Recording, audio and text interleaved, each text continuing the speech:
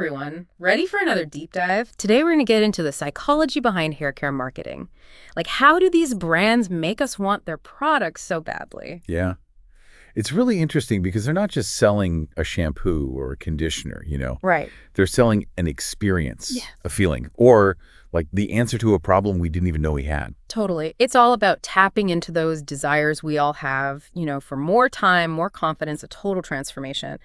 The article we're looking at today, the psychology of hair, how brands seduce us into buying, really lays it all out. I mean, have you ever looked at a $500 hairdryer and thought, I need that? Or seen a purple shampoo turn someone's hair silver on TikTok and thought, I got to try that? It's crazy how they do it, isn't it? Let's start with that $500 hairdryer, the Dyson Supersonic. Okay. You'd think that price would scare most people away, right? You'd think. But Dyson was really smart about it. They didn't just focus on the product itself. They sold the whole experience. Oh. It was all about investment, transformation, confidence. They use those words that make you feel something, not think logically. So true. And then they hit us with the time-saving angle. Cut your drying time in half, reclaim your mornings, save 100 hours a year. Right. Who wouldn't want an extra 100 hours? Seriously. Would you pay $500 for that kind of time? I know I'd be tempted. Totally. It's all about how they frame it.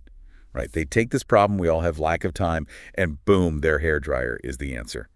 Especially for busy folks. I mean, that message really hits home. And to top it all off, they bring in the trichologists, those hair scientists and celebrities, instant credibility. And you kind of want what they have, right? Oh, yeah, for sure. It's not just a hairdryer anymore. It's backed by science and used by people we admire. Exactly. Suddenly it's special, like you're in the club. Okay, let's switch gears to a campaign that went viral in a totally different way. Fanola's No Yellow Shampoo. Remember those TikTok videos where people's blonde hair went, silver? Oh, yeah. Sometimes with some pretty wild reactions, too. Yeah. Right. So Fanola tapped into this fear. A lot of blondes have brassiness. Yeah. It's a real problem, and they knew exactly how to use it. And they definitely weren't afraid to use those, crazy before and after pictures. The ones that grab your attention and make you think, oh, no, I don't want that to happen to me. But it's funny, though, isn't it? Yeah. That fear of ending up with silver hair, it actually made people buy the shampoo. It's true. It's like they had to try it for themselves to see if it really would turn their hair silver. People were intrigued. Did it work? What happened to them? Totally. And, the searches for purple shampoo gone wrong went way up. I mean, talk about a marketing win. It's classic fear-based marketing. When it's done right, it's seriously effective. Makes you think about other industries that do the same thing, like insurance companies always talking about what could go wrong, or those security system ads that make you scared of someone breaking in. Right. It's everywhere when you start to notice it. Okay, let's talk about a brand that did something different. DevaCurl. They went beyond selling products. They created a whole movement around, embracing your natural curls. Yeah, they were really smart about it. Yeah. It wasn't about fixing your curls. It was about loving them. Exactly. They had those slogans like embrace your curls, and they showed real people and their curl journeys. It made you feel like you were part of a community, like you belonged. And it totally worked. People weren't just buying the products. They were recommending DevaCurl to everyone. Yeah, it was powerful. They tapped into that need to feel accepted and confident in your natural hair. And when a brand makes you feel seen, you become a loyal fan. It really worked for them. Until it didn't. Oh, yeah. In 2020, the DevaCurl scandal hit. People started reporting hair loss, scalp burns, all sorts of problems, and it was a big deal. And it seemed like their response made things even worse, Oh, absolutely. They didn't say anything for a while. Right. And people lost trust in them. Yeah. It's a great example of how important trust is, especially in the beauty industry. I mean, we're talking about our hair, our scalp, our skin. It's personal. Yeah. One wrong move and your whole reputation is gone. Exactly. It makes you think about all the other brands that have fallen from grace. They had these huge scandals, lost everyone's trust. It happens a lot. So true.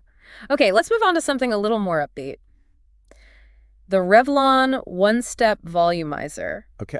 That hairdryer brush combo, Yeah. It's like a phenomenon, and I get why. Their marketing was brilliant. Yeah. They really got what people wanted. Okay. They had this term, hot tool fatigue. Hot tool fatigue. Yeah, think about it. Yeah. How many tools do you use on your hair? Oh, a lot. Like a hairdryer, a straightener, maybe a curling iron? Yeah. It's exhausting.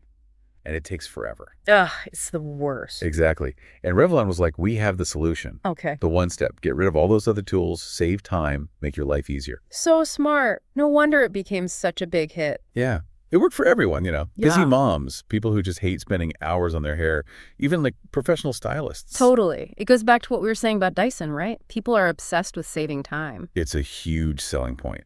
Okay, ready for another one? K18. K18, yeah. Their 4-minute miracle treatment. Yeah, it's everywhere. They were really smart with TikTok. They let these influencers try the treatment and post like before and after videos. And the results were crazy. It almost seemed fake. Yeah, right.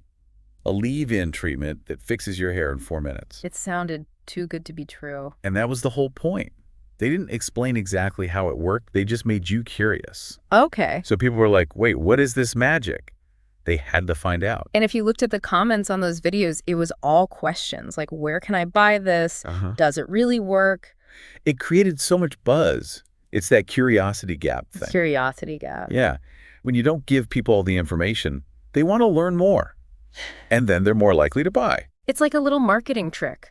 It's fascinating, how these simple psychological ideas are used in marketing. Totally. It all comes down to understanding people. Yeah. Like, what do they want? What are they afraid of? Right. And then you use that to create a message that really gets to them. These brands are good at it. They make you feel like you need their product. It's not even a want anymore. And it's so subtle. You see an ad, you read a review, and suddenly you're like, I gotta have that. It's crazy. It's like they know exactly what will make us buy. That's marketing psychology for you. It's not about being manipulative. It's just about understanding people and using that knowledge to create a message that works. So as consumers, how do we deal with all of this? We got to be more aware. Think critically about the ads we see, the reviews we read. We're bombarded with marketing all the time. It's important to step back and ask yourself, do I actually need this? Or is it just the marketing talking? Yeah. Do we need it or do we just want it? Exactly. We need to make decisions because we want to, not because some ad told us to. This whole deep dive has been so eye-opening. I know, right? I never thought about the psychology behind hair care marketing before. It's everywhere. Clothes, food, everything. It's all designed to make us buy. It's kind of scary, but also kind of cool. It is. But knowing about it helps. You can be a smarter consumer. For sure. Knowledge is power. Okay, let me ask you this. What hair care marketing have you fallen for recently? Ooh, good question. Think about it. Was there a slogan that got you? Or a picture? Or maybe they promise you'd have the most amazing hair ever. We've all been there. I mean, it all comes back to feeling good about yourself, right? Like taking care of yourself. Exactly. And when you know how the marketing works, it helps. Yeah. You can actually walk down the hair care aisle and not get sucked in by all the promises. Right. You can make a decision that's right for you. Okay, so we've covered a lot today. We have. From crazy expensive hair dryers to purple shampoo disasters. It's been wild. And it's amazing to see the psychology behind all of it. It's so interesting, isn't it? How they use these tactics to get to us. It's been really fun talking about this with you. Me too. And hopefully everyone listening learned something new today. Yeah. Now you can spot these marketing tricks and not fall for them. Totally. You don't have to buy into the hype. Exactly. You can just focus on what you need and what makes you feel good. So on that note, we'll let you go think about your own hair care routine. Yeah.